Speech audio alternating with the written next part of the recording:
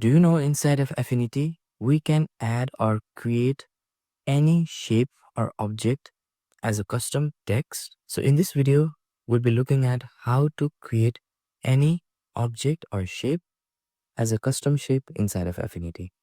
So before starting, if you haven't subscribed to our channel yet, please hit the subscribe button. Now with that said, let's get started with the video. So the first step is to create or add a new text.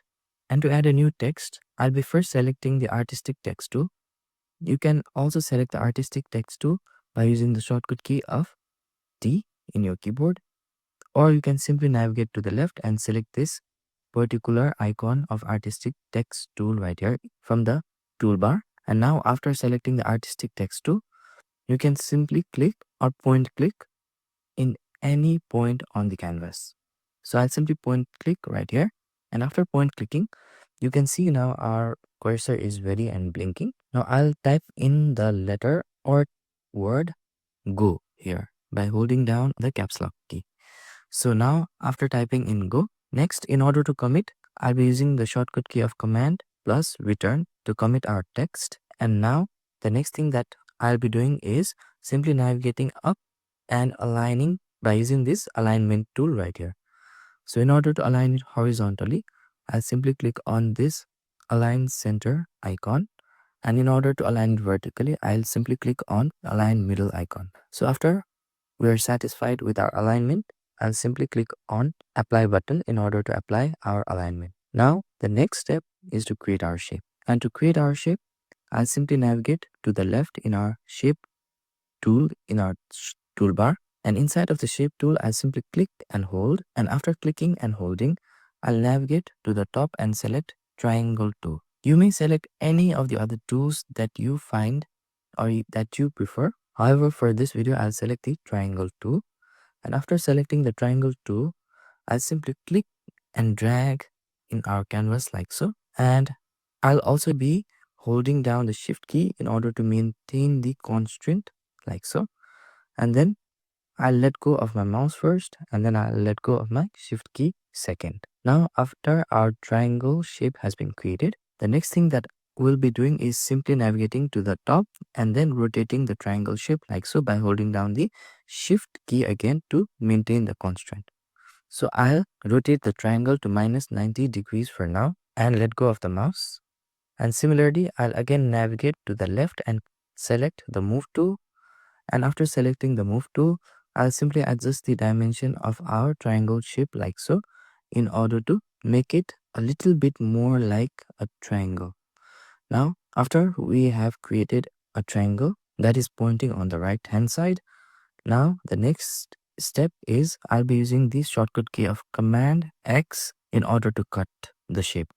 So you can also use the shortcut key of Control and X in order to cut the shape. And after cutting the shape, the next thing that we will be doing is simply double click on anywhere in our text. So I'll double click at our text right here, and you can see that this selects our entire text. However, we can place our cursor anywhere in our text. So in order to do that, I just single clicked, and right now we can place our cursor at the middle of the go text, at the front of the go text, or at the end of the go text. So for this text go, I'll be placing our triangle at the end of the go text.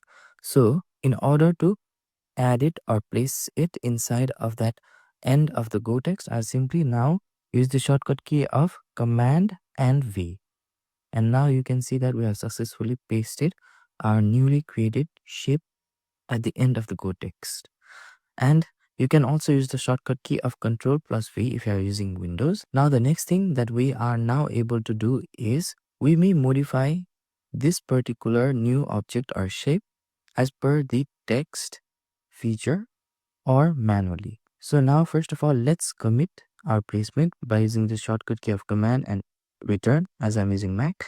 And if you are using Windows, you can use the shortcut key of Command and enter. Now after committing the text, the next thing that we can do is we can simply select the newly pasted shape, and then we can resize it as per our preference like so. We can again hold down the shift key to maintain the constraint and then resize it like so. and I think this would be fine for now. And the next thing that we can do is we can also apply other text features to it, like kerning or tracking. So let me select the text box or the text that we have typed in, and then navigate up and select the character icon. After selecting the character icon, we can then adjust the tracking first by simply clicking and dragging like so. And now you can see that along with the characters individually, our shape, our object is also been applied the tracking that we have adjusted recently. So I'll simply click and drag it all the way to the left and adjust the tracking like so to give it a bit of space in our text. And after I'm satisfied with the tracking, the next thing that we can do is we can also add a kerning. So in order to add a kerning, first of all, I'll simply click on that particular point in order to add our blinking cursor. And after adding the blinking cursor, we can simply navigate in our character panel and then click and drag the kerning option like so to only add the spacing before that particular shape of triangle that we have added inside of our text box. So let me adjust or readjust the value of kerning again, and let me decrease it a bit and set it somewhere at 92% for now. And I think it's fine for now because there are a common spacing between each of the letters or characters inside of the text box. And now after we are satisfied, I'll simply click on the move tool or use the shortcut key of command enter or command return again in order to commit. So now after we are satisfied, I'll simply close down our character panel box, and by selecting the move tool again, now we can adjust our text or realign our text to the center of the canvas as per our preference. So this is how you can add or create a customized text object inside of Affinity. So if you find this video helpful, please click on the like button, and for more tips and tricks related to Affinity, hit the subscribe button. Thank you for watching this video, and see you on the next video.